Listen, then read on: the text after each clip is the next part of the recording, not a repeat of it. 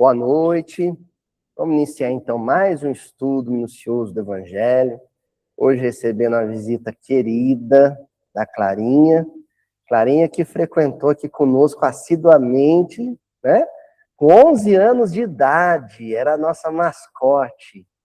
11 anos, ela sentava aqui e estudava, e participava, e comentava, atenta. E hoje a gente vê essa moça, né? A gente vê 14 anos de humildinho, claro. 14 anos, aí você faz parte dessa história.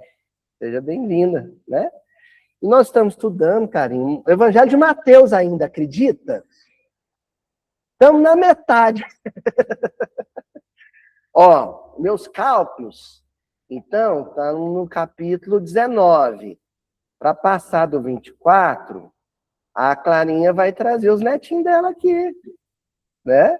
E vai estar um velhinho aqui na frente, fazendo a mesma coisa. Então, se Deus quiser. Então, nós estamos no capítulo 19 do Evangelho de Mateus, na passagem intitulada Aposte o Reino dos Céus, os versículos entre o 23 e o 30. É uma sequência de versículos, né, que se inicia lá com o jovem rico, né? O jovem rico que procura Jesus e pede para seguir Jesus e conquistar a vida eterna. E aí o Cristo, então, diz para ele, não, o que você tem feito de bom, né? O que ele tinha feito de bom? Ah, honra teu pai e tua mãe? Sim, confere. Ama a Deus sobre todas as coisas? Sim, confere. E ele foi listando pelo menos os principais mandamentos, as mitzvah, né, da lei mosaica. De repente Jesus falou, não, então você está pronto, né? Simples. Vai lá então, vende tudo que tem, distribui entre os pobres, depois me segue. Isso não. E ele sai triste, né? Ele sai melancólico, porque ele tinha realmente um desejo sincero de seguir Jesus. Só que ele tinha uma limitação. E essa limitação dizia respeito justamente ao conforto, à prosperidade e às benesses todas que os bens materiais trazem para qualquer um de nós. Mas que, em muitas ocasiões, são incompatíveis. E o termo é esse, incompatíveis com a edificação do reino dos céus na terra, dessa humanidade nova, vindoura, com a qual muitos de nós já sonham. Na sequência vem a passagem então em que Jesus joga a bomba no colo dos discípulos, né? Descasca esse abacaxi aí, né? Quando Jesus diz para eles, olha, é mais fácil um camelo passar no fundo de uma agulha do que um rico entrar no reino dos céus. E isso deixa o conjunto do colégio apostólico perplexo. Porque eles não haviam cogitado a incompatibilidade entre uma coisa e outra. Eles imaginavam uma dificuldade, mas não uma incompatibilidade. Mas não uma impossibilidade. O termo, passar o camelo debaixo, no fundo de uma agulha, é um hebraísmo, um ditado, um provérbio, uma expressão proverbial da cultura hebraica na época. Havia algumas variações que a gente encontra no Talmud, como, por exemplo, um elefante passar no fundo de uma agulha, e todas se referem não a uma dificuldade, porque não é difícil de um camelo passar no fundo de uma agulha. Não é que é difícil. Com empurrãozinho, né? Unta o corpo do camelo com óleo que vai. Não é difícil, é impossível. E aí o nosso trabalho aqui de exegese foi trabalhar com essa impossibilidade. Como assim impossível? Impossível quando você pensa no que você vai entender por ricos. Qual que é o rico a que Jesus se refere? E a qual ele impõe uma impossibilidade ou uma incompatibilidade com o reino dos céus? É aquele que tem uma relação adoecida com os bens materiais. Não é um equívoco ter bens materiais, ter conforto no mundo. O equívoco é quando você não cogita na possibilidade de abandoná-los, de deixá-los. Quando para você é inegociável o abandono deles. A Priscila, melhor do que eu, conhece a miséria na África. Eu fui numa viagem com a Priscila, ela retornou lá 2 vezes já, depois daquela, né? Priscila já foi 3 vezes. E ela viu gente, conviveu com pessoas que realmente abandonaram o conforto das grandes cidades brasileiras para viver, né? Conviver com pessoas que não têm as condições mínimas de saneamento básico e qualidade de vida. Não é, Priscila?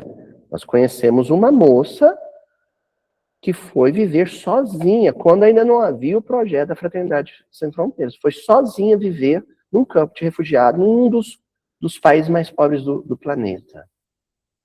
Quer dizer, ela realmente viveu aquilo que o jovem rico da passagem não conseguiu viver. Depois que ela provou isso, ela pode depois morar numa casa mais confortável. Ela já provou que se precisar, se for necessário, se Jesus pedir isso para ela, ela está disponível.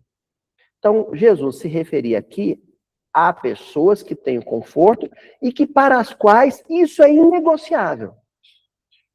Não. Se Jesus me pedir isso eu não dou. Isso não. Entendeu? Então, é em cima dessa perspectiva que nós trabalhamos nos últimos versículos, e hoje nós vamos trabalhar com algo um pouco mais complexo. Jesus vai tornar essa questão do desapego, da dificuldade em desprender-se dos bens materiais, com um nível de complexidade que só Jesus imporia à passagem. Assim, a assinatura de Jesus, a autoria de Jesus, se faz presente aqui pelo nível de complexidade que ele vai impor a todos nós nesse versículo, que é o 29. Mateus capítulo 19, versículo 29. Porque ele se volta para os discípulos e diz assim: e todo aquele que tiver deixado, aí ele começa raso, casa, aí ele eleva o tom, ou irmãos, ou irmãs, ou pai, ou mãe, ou filhos, ou campos, por causa do meu nome, receberá o cêntuplo e herdará a vida eterna. Pronto, aí ele fecha o arco. Porque começa toda essa história com um jovem rico falando para Jesus que queria o quê? A vida eterna. E aí aqui Jesus fecha. Ele amarra o arco. Dizendo, ó, para herdar a vida eterna, tem que ser capaz de se apegar da casa, da fazenda, do banco, do iPhone, do carro, dos títulos de valores, né?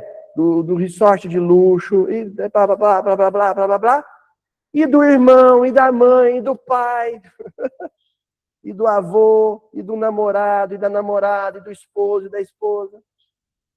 Ele complexifica a coisa num nível tal que só eu fazer uma longa introdução aqui para a gente avançar para os outros textos. O que Jesus está querendo dizer aqui? Quando a humanidade, no florescer civilizatório, o nascimento da civilização, estabeleceu uma coisa chamada propriedade privada, surgiu junto com a posse de bens, de terras, de utensílios, de roupas, surgiu junto a possibilidade de barganha, a possibilidade de negócio. Eu te dou algo que você queira ou precise, e em troca você dá algo que eu queira e precise. As primeiras trocas comerciais, elas eram no formato de escambo. Eu te dou um machado de pedra e você me dá uma cobertura de pele de animal. Assim. O negócio surge ali. E depois, para agilizar as trocas comerciais, o escambo dá lugar à chamada circulação monetária. Mas o princípio permanece. Eu te dou algo que você queira, em troca, você me dá algo que eu queira. A roça é assim, né? Isso. Eu tenho, na minha casa tem muitos ovos, mas eu não tenho nenhuma vaca. Você tem uma vaca, mas não tem ovos. Você me dá queijo, eu te dou ovo caipira. Na roça é assim. E na cidade, idem. Né? Tem ainda aqueles negócios assim, enjoei, tô trocando, essas coisas assim, né? Hoje está voltando um pouco a isso, né? O que entra no negócio também?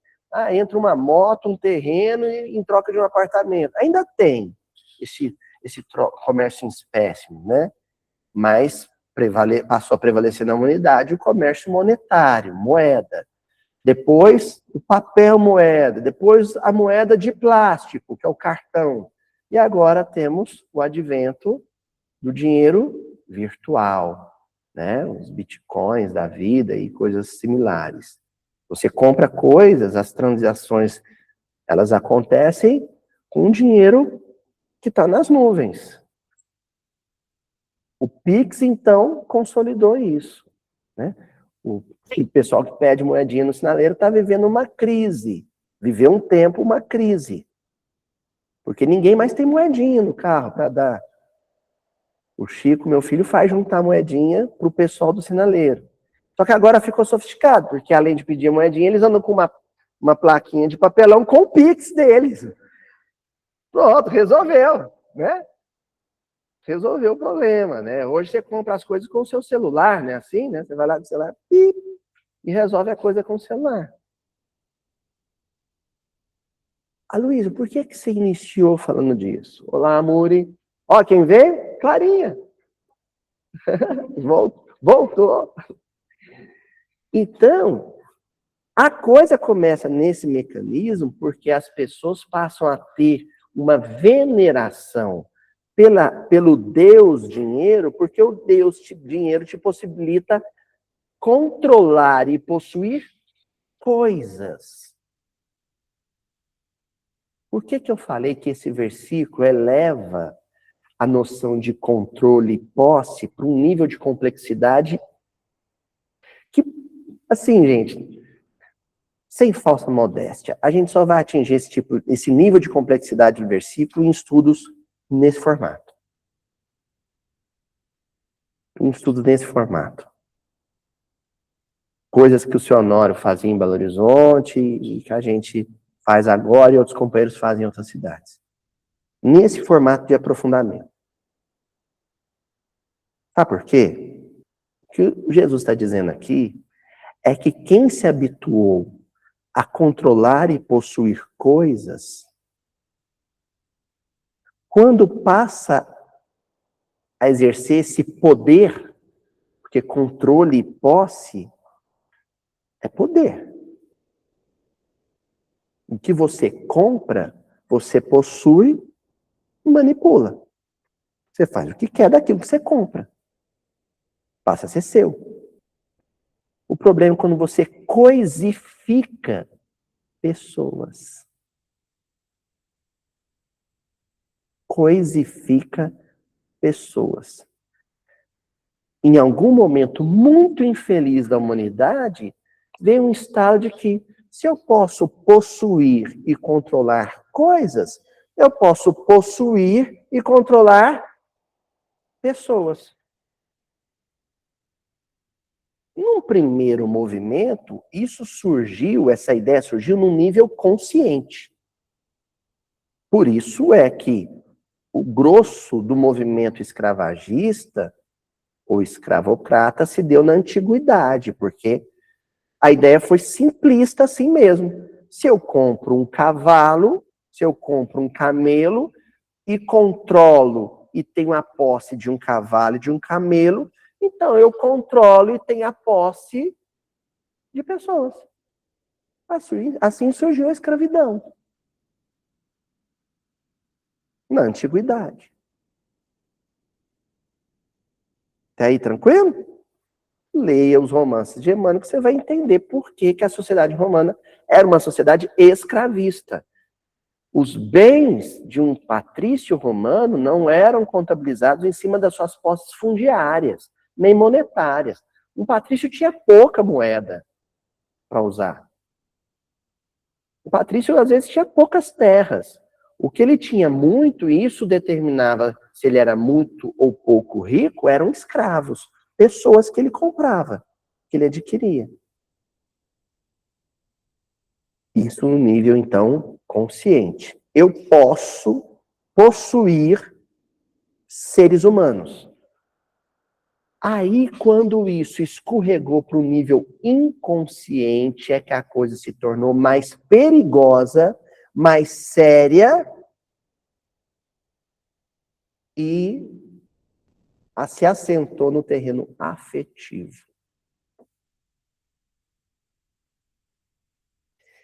Se o meu filho precisa de coisas, se o meu filho precisa de bens, ele precisa comer, não precisa? Meu filho precisa comer. Meu filho precisa de roupa, certo? Meu filho precisa de calçado, certo, Euridice? Ele precisa. Quem dá isso para ele? Eu. Se eu dou bens para ele, eu quero algo em troca dele. Obediência e afeto.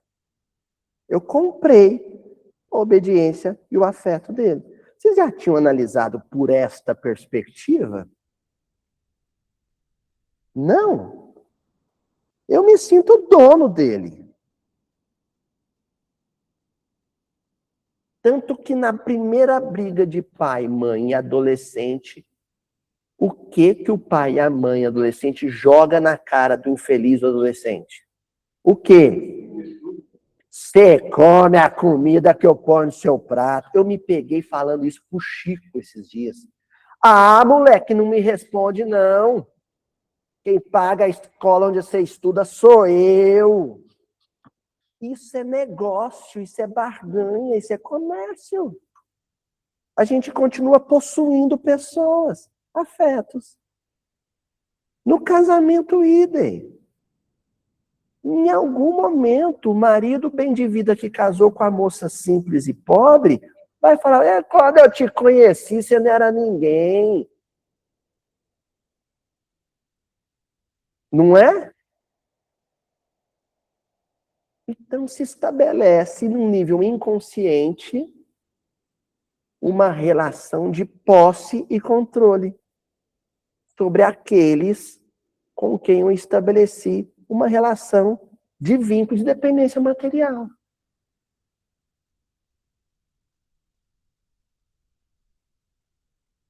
Você deve isso para mim.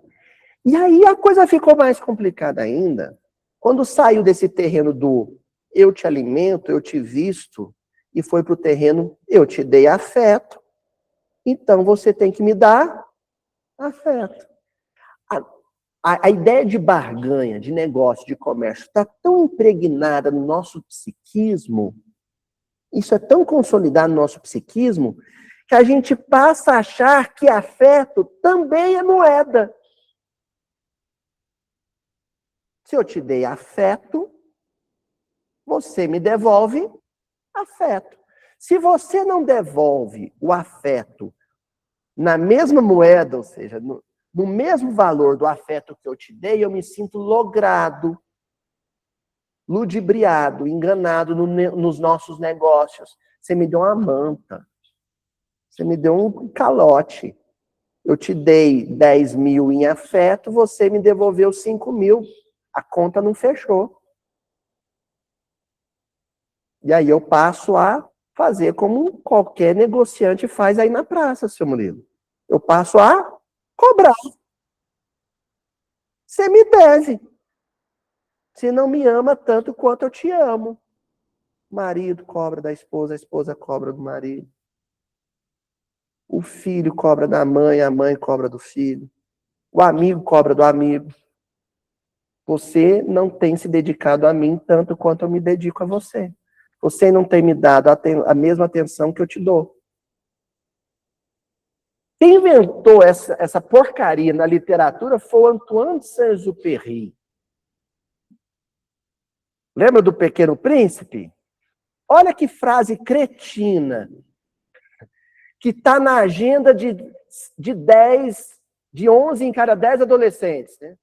Ficas eternamente responsável por aquilo que cativa. A tal da raposa, cativa-me. Né? Isso! Quem que é o cativo? Olha, agora vamos lá para a antiguidade de novo. Eu comecei falando disso. Quem que é o cativo? Escravo. O que é cativeiro? O bicho em cativeiro. O que é cativeiro? Prisão. O que você põe dentro da cerca? Sua vaca, seu porco, sua ovelha. Aí você faz o que você quiser. Até matar, você mata. É seu. O que é o feminicídio que rola por aí? O marido matou a mulher, a namorada, porque ele achava que ela era uma posse dele como a vaca do sítio. Como a galinha do galinheiro. Eu mato, é meu. Eu comprei com o quê? Um cartão de crédito. Com um apartamento, com um carro. Ou então, eu comprei com o quê? Com afeto. Eu mergulhei, assim, de cabeça no relacionamento, doei afeto. E aí eu descobri que ela, em vez de pagar o afeto que me devia, estava doando afeto para outro. Matei. É meu bicho. É minha coisa. É isso? Faz sentido isso para vocês? Ou isso que eu estou falando é uma besteira? Ou isso não existe? Agora vamos voltar para o versículo antes de ir para as leituras? Olha agora como faz sentido. Jesus está falando para a gente, esse versículo, Jesus está falando para a gente, podre de rico, gente muito rica, que está tão acostumada a comprar coisas, que acha que também pode comprar gente. Olha aqui. E todo aquele que tiver deixado, abrido mão, liberado, casas, ou irmãos, ou irmãs, ou pai, ou mãe, ou filhos, ou campos, por causa do meu nome, receberá o cêntuplo e herdará a vida eterna. Quem é que herda a vida eterna? Quem, em nome de Jesus, ou seja, quem, compreendendo o evangelho, entende que não é dono de nada, nem de coisas, nem de pessoas. E não se sente dono de ninguém, nem de nada. Se quiser levar meu carro, leva. Se quiser abandonar nosso casamento, abandona. Eu não sou seu dono. Eu não sou dono nem do carro que eu penso que sou dono. Nem do carro que tem um documento, um papel que está meu nome, na verdade eu não sou dono.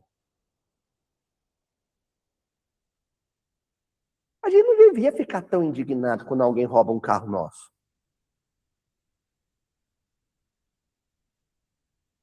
Foi uma outra pessoa que levou ele, mas podia também ser uma correnteza numa enchente. Podia ser um raio caindo do céu, partiu meu carro no meio. Não podia?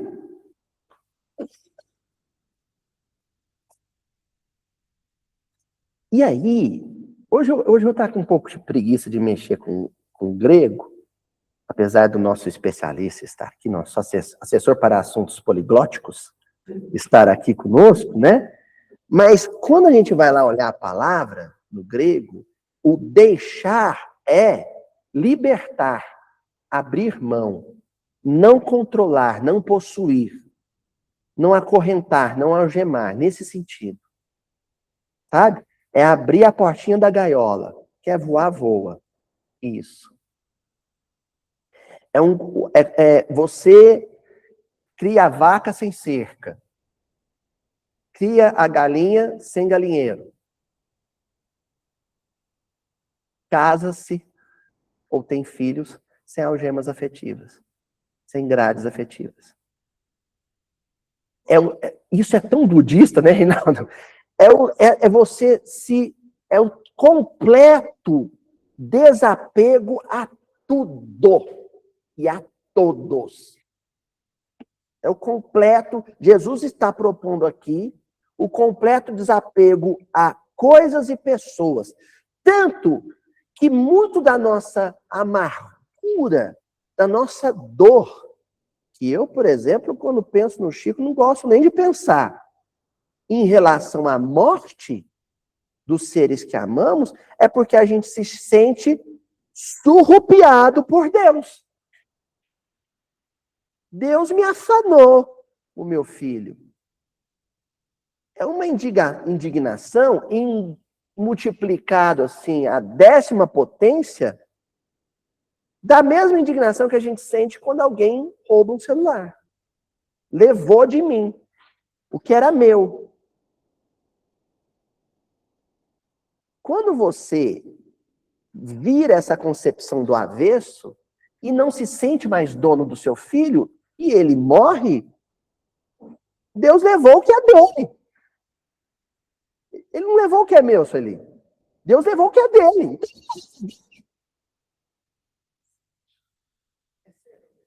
É seu. Mas eu não esqueço a prece do Tião. Aquela prece, Tião, tem ela memorizada aqui. O Tião, nosso irmão amado, meu pai do coração, Tião aqui, ao lado do caixão do filho, que tem a minha idade, dizendo: obrigado, Senhor, pelo tempo, foi exatamente essas palavras, pelo tempo que o Senhor, esses 40 anos que o Senhor permitiu que eu vivesse com essa criatura. Sabe o que o Tião estava dizendo?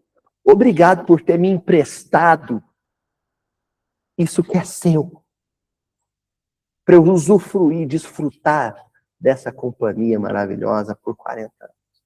Mas é seu, Senhor. Dói, mas é seu. Leva. Vira a complexidade? A complexidade desse versículo, Priscila? Isso aqui é dose para leão, meu. Lembrou como é que é miudinho, Clarinha? É soco no estômago. Vocês estão entendendo? Aí Jesus está querendo dizer nesse versículo o seguinte: pessoas, geralmente não, por vias de regra, pessoas que são extremamente apegadas a bens materiais, que são doentes com dinheiro, casa, apartamento, cartão de crédito, celular, tablet, joia, relógio, também são, invariavelmente, muito apegadas a pessoas. São afetivamente muito possessivas. São afetivamente controladoras e possessivas. E, geralmente, são as que mais sofrem, por exemplo, no desapego inegociável, que é a morte. Inclusive em relação ao próprio corpo, porque elas acham que são delas. O corpo é meu. A morte delas. Como é que chegam no plano espiritual? Muito indignadas com Deus. Como assim? O senhor pegou o que era meu, o meu corpo, e deu para esses vermes? Que é isso, não é? Não é isso? Em resumo, é isso. Daí, seu corpo é meu. Eu te emprestei por 30 anos, por 40 anos, por 50 anos. Daí seu corpo. Agora, como o corpo é meu, eu vou dar ele para a terra. É isso que Deus fala para a gente quando a gente morre. É esse tapa na cara. Quem não exercitou ao longo da vida o desapego com o celular, não vai desapegar do corpo. Não vai. Quem tem arma em casa para defender a casa e a família, tem um nível de apego a pessoas e coisas que quando ele desencarnar, quando ele perder o corpo, ele vai querer enfrentar Deus, sabe? Com as armas que ele tiver em mão. vira inimigo de Deus, adversário de Deus. Entendeu? Longa introdução, hein? 8h20. Longa introdução. Agora nós vamos para os textos que eu selecionei aqui. Primeiro, começando com Hilário Silva. Um causo que o Hilário Silva vai contar no livro A Vida Escreve. Capítulo 21. A voz do Evangelho. Então nós vamos começar com o desapego que deveria ser o mais fácil, que é o desapego a bens, para depois a gente aprofundar para o desapego mais difícil, que é o desapego a pessoas. Desapego afetivo. E aí nós vamos contar uma história aqui, que é a história do João Lício, né? Esparramado na poltrona, João Lício pensava, sem dúvida, fora feliz nos negócios, enriquecera. Seu nome nos bancos indicava créditos de milhões. Que aceitava o espiritismo, aceitava. Nenhuma doutrina mais consoladora. Mas daí a espalhar o que havia juntado, isso é que não. Quem que é o João Lício? É um espírita, podre de rico e apegado.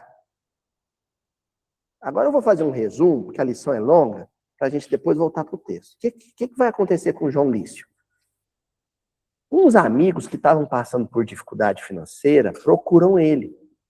Uns amigos do centro. Né? Tipo, eu procurar o Tião, eu falei, Tião, estou com umas dificuldades aí, eu sei que você tem uma condição financeira boa, você não dá uma força. Então o pessoal procurava ele. Gente desesperada às vezes, perdendo a casa, né? Nome sujo na praça, precisando às vezes quitar a escola do filho, precisando comprar comida, procurava ele.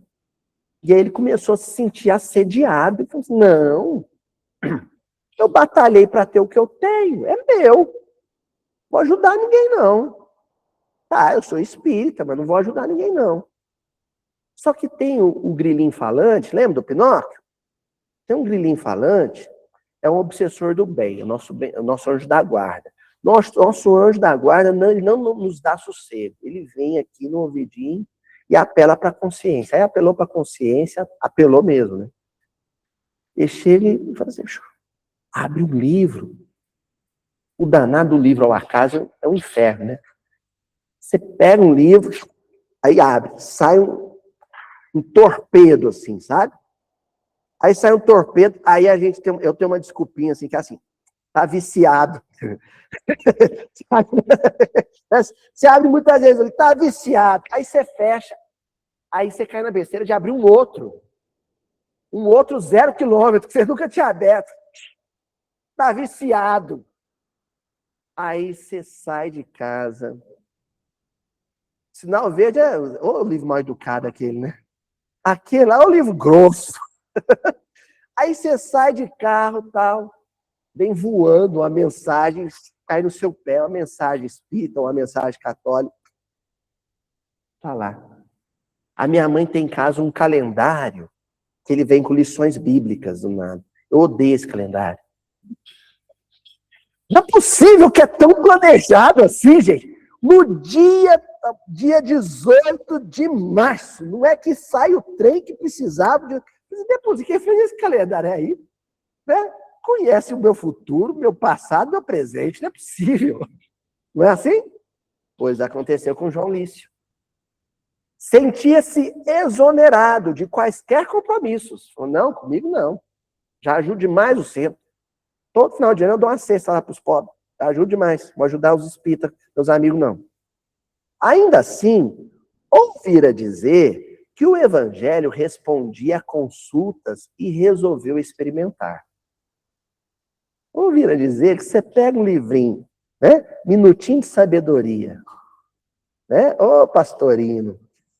Estava inspirado, hein? Você pega um minuto de sabedoria, anda com ele do bolso, Tininho. Aí você tira ele. O tal do PDF acabou com um negócio ao acaso, né? Acabou. Aí sabe como é que eu faço, né? Eu pego um livro igual o Sinal Verde, eu faço assim, ó, e jogo. E aperto o dedo. Aí a lição de sair, roleta, né? Aí ele abriu o Evangelho ao acaso, o João Lício. Viu que o Evangelho respondia a consultas e resolveu experimentar. Levantou-se, procurou o Novo Testamento, a Bíblia, hein? E após recolhê-lo, tornou a sentar-se. Vamos ver o que tinha lá? Abriu indiscriminadamente e caiu-lhe aos olhos a sentença de Jesus no versículo 19 do capítulo 6 das anotações do apóstolo Mateus. Não ajunteis tesouros na terra, onde a traça e a ferrugem tudo consomem, e onde os ladrões minam e roubam.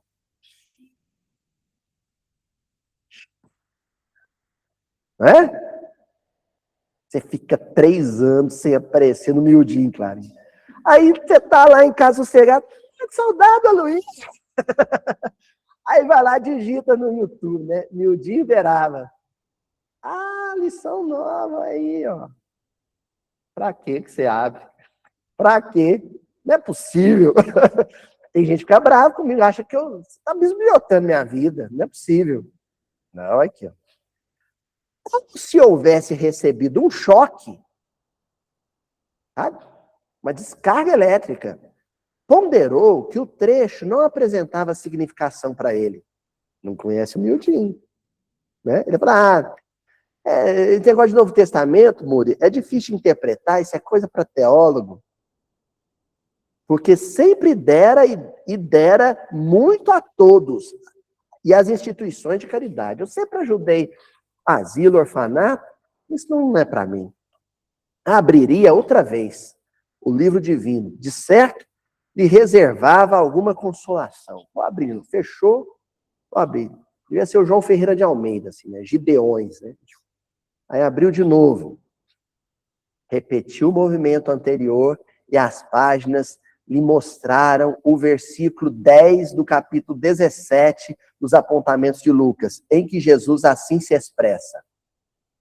Assim também vós, quando fizerdes tudo o que vos for mandado, dizei, somos servos inúteis, porque fizemos somente o que devíamos fazer. Ele tinha acabado de pensar, não, já tem demais. Aí veio o Evangelho, ele só fez o que tinha que fazer. Nervoso, inquieto, consultou pela 3ª vez. Não, tem um trem errado aí. Abriu de novo. E o livro aberto exibiu o versículo 20 do capítulo 12, igualmente das lições de Lucas, em que a voz do Senhor solta esta frase. Louco, esta noite pedirão tua alma. E o que tens ajuntado, para quem será? Só piorando.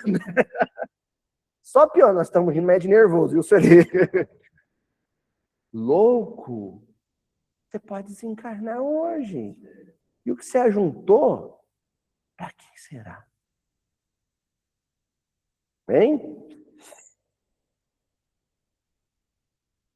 E aí, o Hilário Silva encerra dizendo, João Lício fechou o volume com mãos trêmulas, espantado, tangido no íntimo, encerrou a consulta.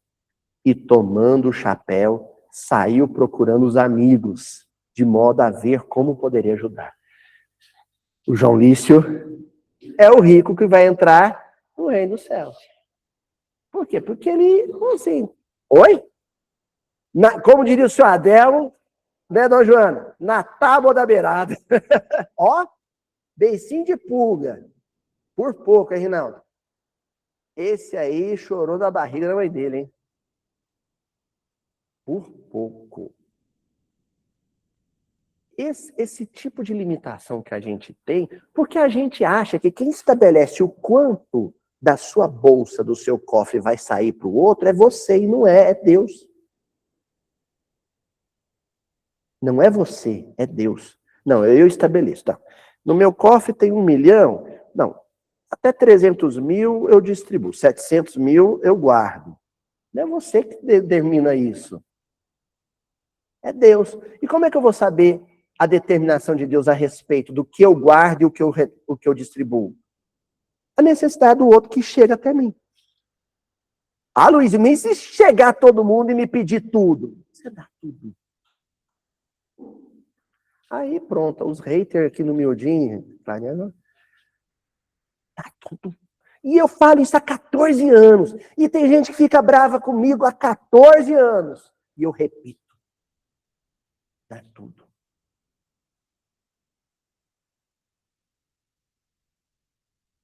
Até o que for dos seus, sim.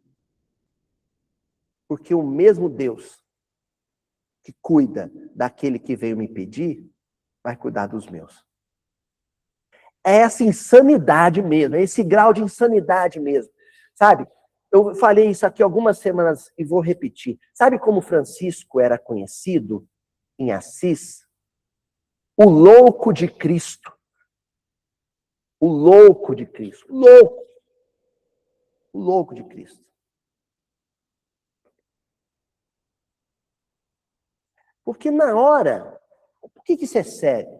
Na hora em que eu chegar a esse nível de desapego àquilo que eu possuo de material, eu estou pronto para um outro nível, um outro tipo de desapego, o afetivo. Aí eu estou pronto para ser abandonado pela esposa, que nem o Quinto Varro no livro Ave Cristo, né, Euridice? Aí eu estou pronto para ser abandonada pelo noivo, que nem Abigail foi por Paulo, no livro Paulo e Estevão. Aí eu estou pronto para ver o meu filho ser queimado do meu lado e mandar falar para ele calar a boca, como Joana de Cusa com o filho dela. Abjura, mãe! Nega para salvar a gente.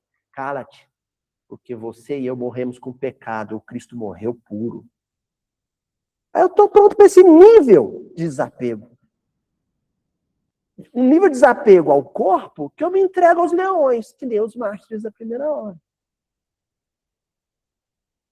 Aí eu estou pronto para isso. O jovem rico, coitado, chegou para Jesus e falou, quero seguir com o senhor. Meu filho, você não tá pronto nem para ceder sua casa, que dirá seu corpo por mim. Se você tem esse nível de apego à sua mansão, à mansão que você mora, então você está apegado ao corpo, você não está pronto para morrer. Esses 12 malucos aqui, ó, estão prontos para morrer por mim. E morreram. Por que Pedro se entregou em Roma e falou assim, ó, pode me crucificar, eu só peço uma coisinha, de cabeça para baixo, para eu não morrer igual Jesus, nem que eu não sou digno. Por quê? Porque quando Jesus falou assim, abandona seu barco, sua rede, ele largou lá na praia. Não olhou nem para trás. Por que Mateus estava pronto para morrer martirizado? Porque quando Jesus falou assim, vem, ele largou a coletoria. Largou a alfândega. Cheia de moeda. Ele largou para trás. Estava pronto. Se eu não estou pronto para abandonar, para deixar ir, para deixar levarem os meus bens materiais, o meu conforto, eu não estou pronto para perder um filho. Te amo, Sueli. Perder aquele carro foi só um treino. Foi só uma degustação para aquilo que vocês dois iam perder. Como vocês deixaram o carro ir de boa, Deus falou, estão prontos. Vocês sabem onde eles perderam o carro? Sabe, Clarinho? Dentro do centro. Eles estavam dentro do centro rezando. O ladrão entrou, chegou. Sueli, toma a chave, leva. Um tempo depois perderam um filho. Não é? Eu estou contando isso para Munique, para Miami, para Orlando, para Dubai, daqui a um tempo para Boston. Para o mundo saber. Ó, livro Intervalos, de Emmanuel, capítulo 2, título do capítulo, Desapego. Aí, você lê o título do capítulo, você acha, você jura, Tininha, que ele vai falar de desapego o quê? Material. Aí ele começa assim. É imperioso anotar, porém, que não somente o dinheiro vem a ser o objeto disputado nos processos de retribuição na lavoura do espírito. Não só o dinheiro. Há quem exija dos outros variadas formas de pagamento, reclamando pesados impostos de reconhecimento, de apreço afetivo, de considerações sociais. Normalmente, este que não aceita perder o outro, enquanto o outro está sobre a sua tutela ou a sua posse, exige também do outro um tipo de retribuição cruel, apreço e consideração. Olha, o outro que está do meu lado não é obrigado a sorrir para mim sempre. E não é obrigado a concordar comigo em tudo.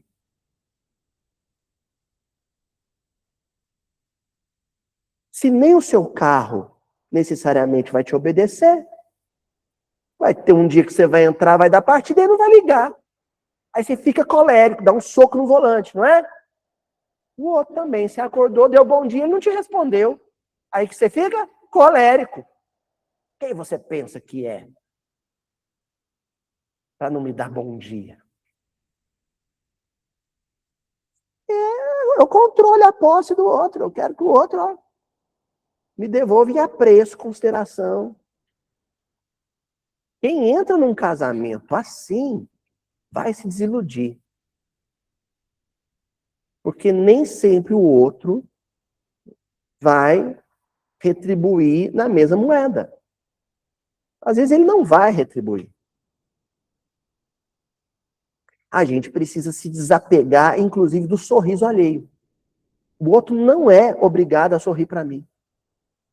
O outro não é obrigado nem a responder um telefonema meu.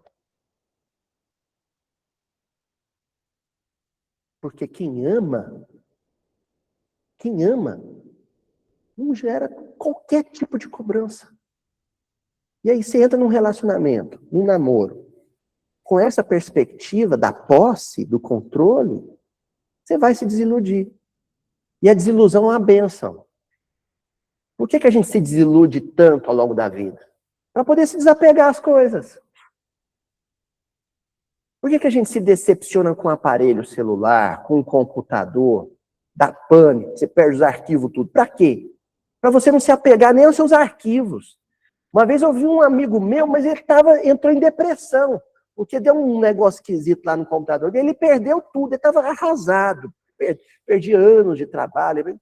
Era para perder mesmo, você se desapegar. Não tem apego nenhum. Perdi tudo, perdi. Quer levar meu corpo? Leva. Quer levar, sabe? Meus arquivos de computador? Leva. Uma vez eu cogitei isso com os arquivos do Mildin. Pensem, desde 2016. Hoje são mais de 500 vídeos. Mais de 500 vídeos. Eu não posso me apegar a esse trem.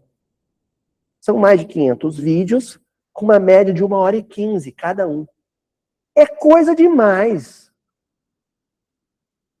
É coisa demais. Toda quarta-feira, desde 2016. Amanhã o YouTube acaba. Está nas nuvens, está no YouTube. O YouTube acaba, aí a Juju pega os HD que a gente tem lá, não sei quantos HD. Quantos, Juju? Nem sei quantos. Vai ligar e deu umidade e queimou a placa e queimou os componentes e não tem mais Mildin nem na internet e nem no HD externo e nem no computador. Acabou. E daí? E daí que acabou? Acabou o evangelho? O evangelho não acabou. Pode acabar o Mildin. Não posso me apegar a esse negócio, não. Ficou no coração de quem ouviu. No meu, me fez melhor. Esse nível de... Tem gente que apega ao centro. Tinha uma companheira venerável aqui, mas ela tinha um apego a uma faquinha que ela usava toda a sopa fraterna aqui. Todo domingo ela tinha faquinha. Quando ela atrasava um pouquinho, chegava e tinha um já usando a faquinha dela, emburrava. Aí, depois que ela desencarnou, da comunicação lá no Aurélio Agostinho, falando assim, gente, vocês lembram aquela faquinha? Eu levei uma bronca por causa dessa faquinha. Você lembra quem era, Euridice? Companheira. Depois eu te conto quem é. Quem ia estar aqui? Quem ia estar aqui assistindo? Era invocado com a faquinha, ficava emburrada. Se chegasse, a faquinha estava usando.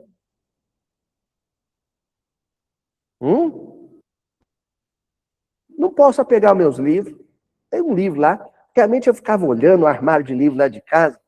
Assim, vai ser tudo herança do Chico. E se o Chico resolver pôr fogo em tudo? E se ele resolver vender? O meu pai tinha uma coleção da enciclopédia Barça. Né? Quem lembra da enciclopédia Barça? A coleção completa. Uma vez nós estávamos apertados lá em casa, eu era pequeno, não foi, mãe? Nós estávamos numa dificuldade, passando, não tinha nem feijão. Não tinha dinheiro para comprar feijão. Meu pai foi lá no sebo, vendeu tudo, comprou feijão para a gente. Estou inventando isso, mãe? Foi embora. A coleção da enciclopédia Barça. Foi embora. Não pode pegar nem a livro. Cadê a biblioteca de Alexandria? Cadê ela? Cadê? O que virou? Cinza. Ah, mas aí você perdeu o conhecimento humano. Não, os autores não morreram, depois reencarnaram e escreveram coisa até melhor. Mas não as ideias. Queimaram no Alto de Fé de Barcelona. Pôs fogo nos livros espíritas, tudo, livros dos espíritos. O que Kardec falou? Queima-se os livros, mas não as ideias. Começou o trabalho do zero. Quem não tiver pronto para desapegar-se, inclusive aos, sabe? Lá em Pedro Leopoldo, conta a história. O senhor Arnaldo Rocha contou para a gente. Lá em Pedro Leopoldo, o Chico, quando psicografava, o Emmanuel depois fazia uma revisão dos livros que ele psicografava. Então ele psicografava, numa outra noite, às vezes várias noites, ele entrava em transe e o Emmanuel ia fazer a revisão do livro. Fazer a revisão da psicografia do Chico, entendeu? E canetava. Risca essa frase, corta esse parágrafo, modifica essa frase, escrevia a frase de lado, revisava o livro todinho. Chico em transe. Um dia o senhor Arnaldo Rocha estava na casa do Chico, lá em Pedro Leopoldo, o Chico foi tomar banho. E o senhor Arnaldo falou, nossa, essa bagunça esse armário do Gostosura tá uma bagunça, vou arrumar ele. O senhor Arnaldo Rocha, esposo da Meimei. Ex-esposo da Meimei. Ele foi lá arrumar o armário do Chico, encontrou uma brochura. Que ele olhou lá, escrito assim, Pensamento e Vida, Revisão. Eurídice, o original do Pensamento e Vida revisado. Todo canetado pelo Emmanuel. Isso é um tesouro, um tesouro. Quando o Chico saiu do banho, pegou no pulo, o senhor Arnaldo folheando.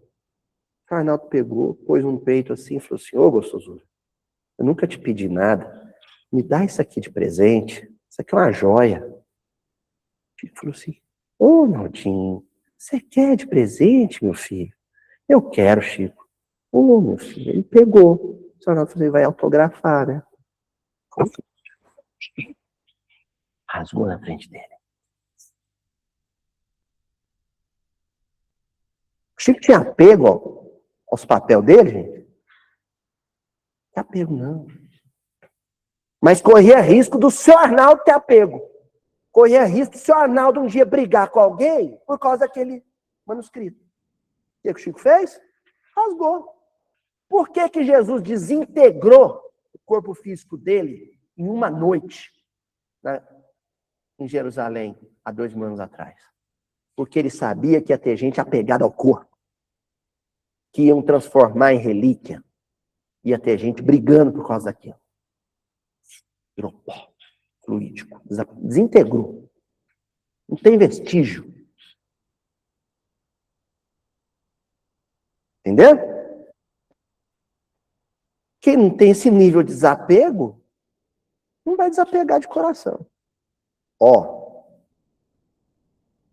continua o Emmanuel agora no livro Na Era do Espírito. Título: Desvinculações.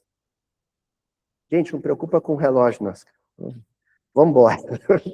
Ó, para muitos companheiros na Terra, a desvinculação no campo afetivo é prova difícil. Desligamento do grupo familiar, distância da convivência. Tem pai que adoece, o filho vai morar fora. O filho vai morar fora, o pai adoece. O filho vai estudar, o pai entra em depressão. Enlouquece. Como é que faz se o filho desencarnar? Como é que faz? Meu pai, quando a minha irmã casou, minha mãe achou ele chorando no quarto dela, na cama dela de solteiro, chorando. Eu, quando fui casar com a Juju, eu tinha 34 anos, eu sou 11 anos mais velho que a Juju. Tiozão. Eu tinha 34 anos, meu sogro, desesperado, falou assim, mas vocês não acham que vocês estão muito novos para casar? Não, eu falei, sou sério. Tô com 34 anos. Tá saindo de maduro. Por quê? Apego afetivo. Minha sogra chorava, ela vai ver esse vídeo, chorava assim, falava para mim, você tá levando minha baby. A mulher velha, 25 anos, e a sogra vai levar minha baby. Apego afetivo. Aqueles que anseiam por independência e mudança depois de te compartilharem a vida, são pedintes de tranquilidade e renovação. O outro quer ter a vida dele. Quer construir a vida dele. Não precisam tanto do teu ouro e assistência, nome e prestígio. Porque o gesto de desespero derradeiro do apegado é a chantagem. O filho quer fazer artes plásticas, e o pai quer fazer artes plásticas em Manaus. E o pai quer que ele faça medicina em Uberaba. Aí qual que é o desespero do pai? Você não vai, que eu não vou bancar, não vou te dar dinheiro, não vou te estudar lá fora, não. Se você quiser, aqui. É um gesto desesperado. E não é que tem uns raçudos, sabe?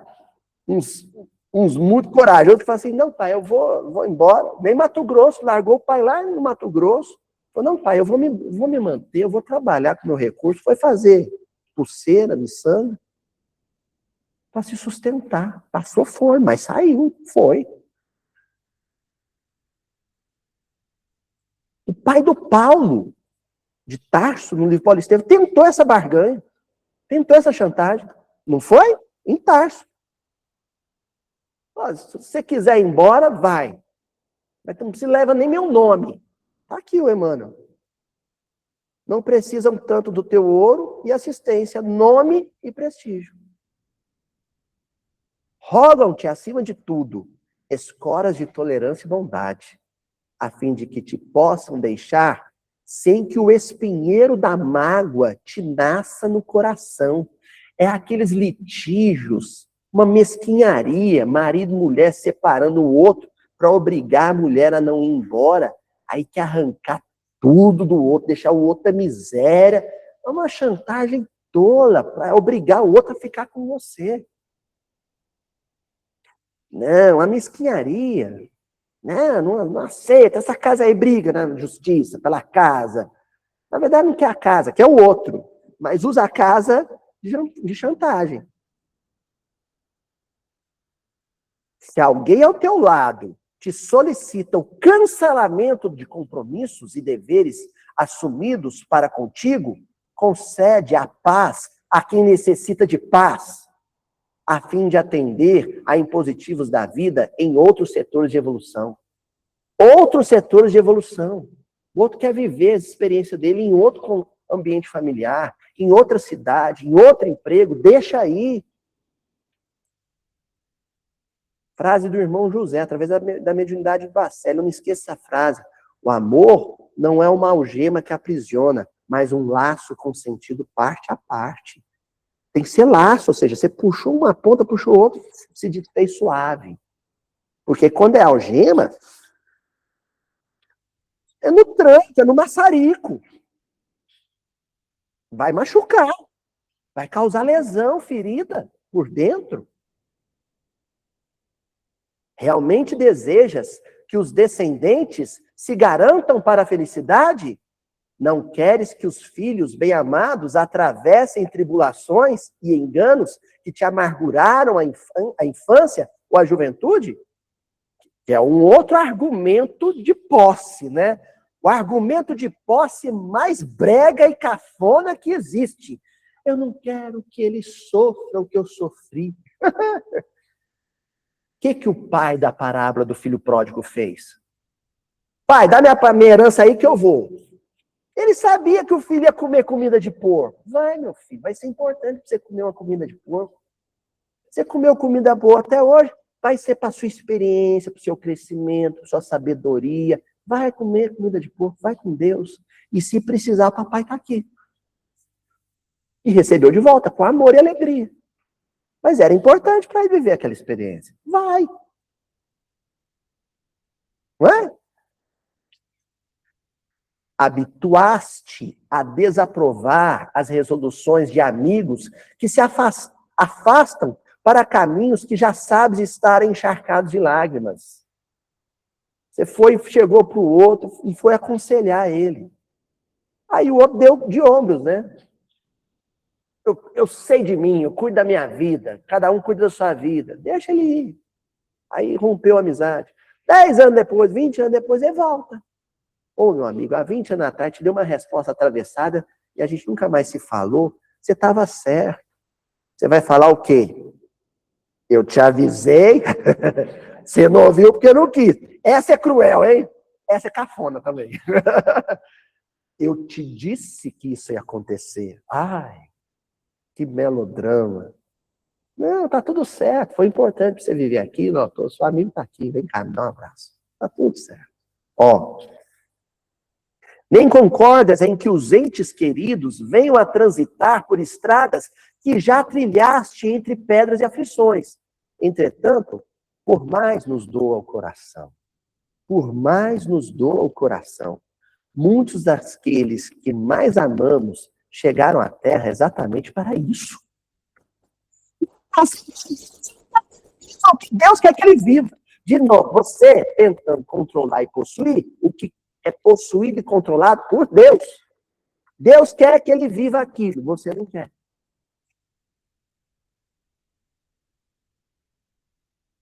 Aí você sabe o que Deus fala quando te vê tentar controlar um negócio que é dele?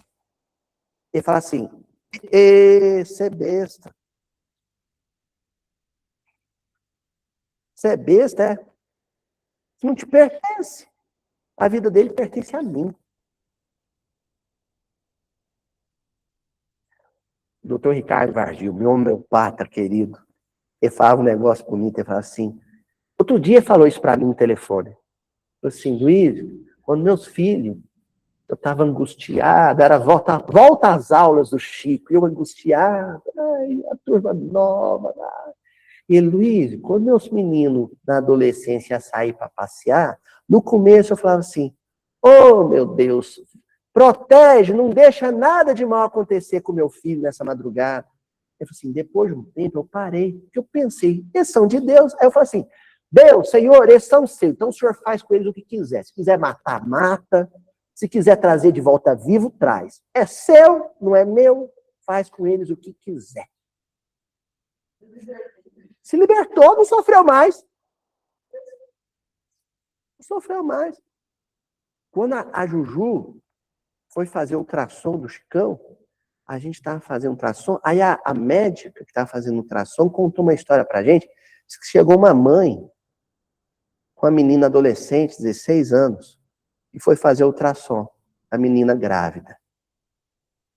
E aí, na hora que colocou lá o barulho do coraçãozinho do nenê, a menina adolescente virou e falou assim, Olha, mãe, esse é o som mais maravilhoso do mundo. A mãe falou para ela, não, filho. O som mais maravilhoso do mundo é o barulho da chave abrindo a porta de madrugada. Sofria. Se você libertar, deixar viver as experiências, se precisar ir buscar na cadeia, você busca. Aí você não sofre mais. Você espera. Se voltar em pedaço, você junta os cacos, você cola com o seu amor, com suas lágrimas. Eu falei que o versículo era tenso. Eu falei que era complexo. Jesus está propondo esse nível de desapego. Vamos mudar, então, a passagem do jovem rico? Ela vai ficar assim, ó. Você quer me seguir? Vai, desapega de todos os seus parentes, todos os seus amores, depois vem e me segue.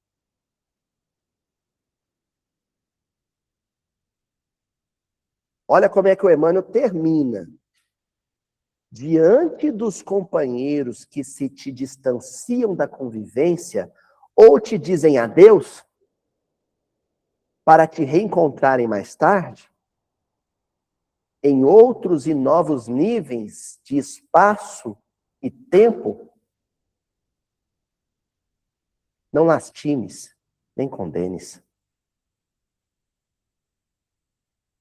Não lastimes e nem condenes.